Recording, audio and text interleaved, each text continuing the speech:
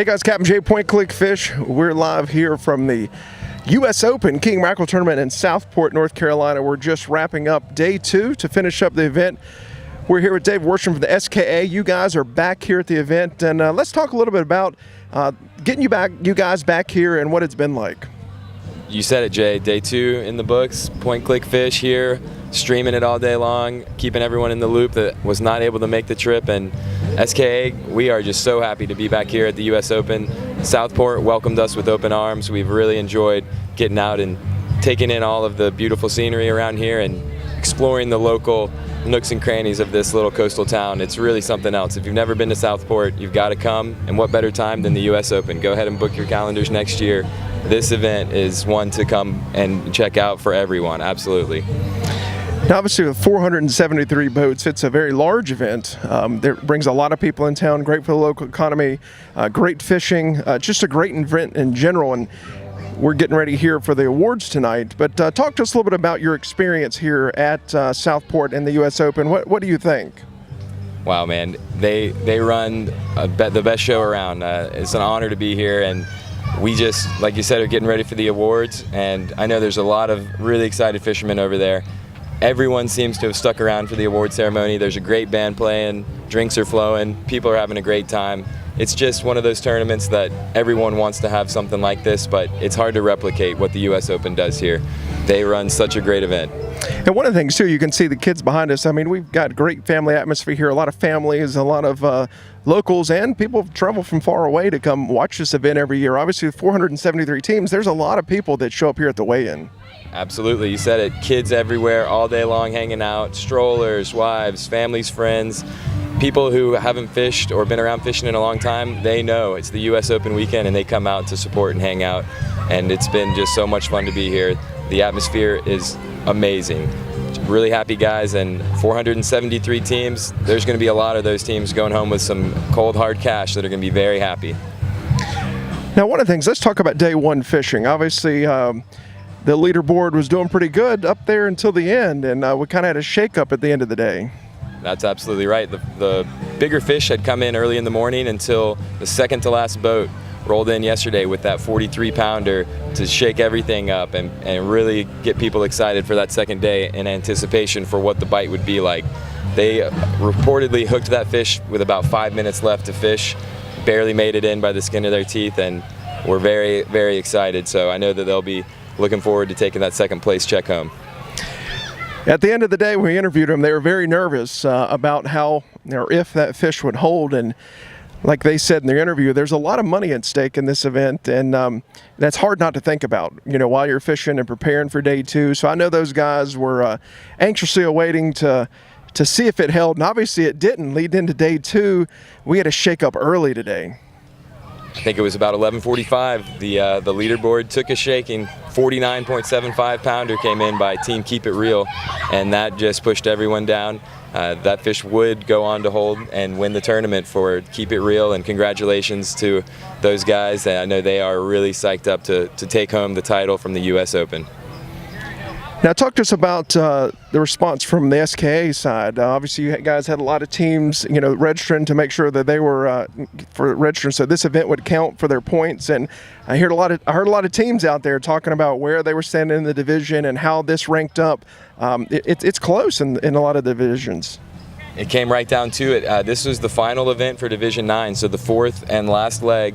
Team Blue Water Candy, Jody Gay, took out the open class title, so they are pumped up. I believe the Black Pearl, Captain David Hooks, they took first place in the small boat class, and I'll have to check on the rest of the standings, but they were anxiously awaiting by the trailer for us to input those points.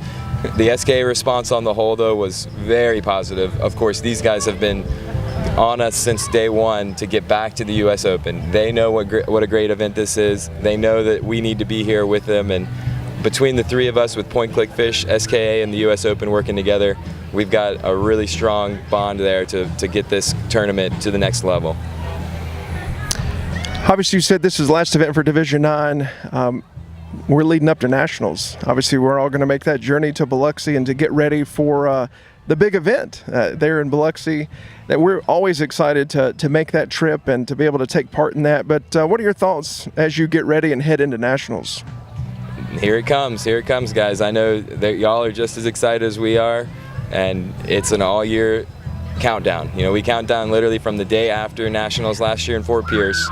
We were already working on new ideas, new things to bring to the table this year, and going back to Biloxi has the hype at an all-new level because it's been 3 years, guys. It's been a long time, so we are really fired up to get back. 3 tournaments to finish up next weekend, Jay. Division 1, Division 3, and Division 6 wrapping up, punching those final tickets to Nationals, and then we are on the road. And like you said, we would not be able to do it without you guys being there. So excited for Point Click Fish to be coming out and broadcasting the event. It's going to be one for the books, guys. It's going to be a huge one. So make sure you tune in and check in with us as we count down and continue to roll through Nationals. Now, I wanted to ask you something about here at the event in Southport. Any particular restaurants or anything that you did while you were here that may stick out, or any food? Obviously, if you had a chance to get any Carolina barbecue or anything that kind of sticks out. Absolutely. The first one that comes to mind is going to be the Provision restaurant just down the street, and we were welcomed with open arms to that establishment. It's something like you'll never see. It's very small, very quaint little old fish house, ice house that has turned into an awesome restaurant with incredible food.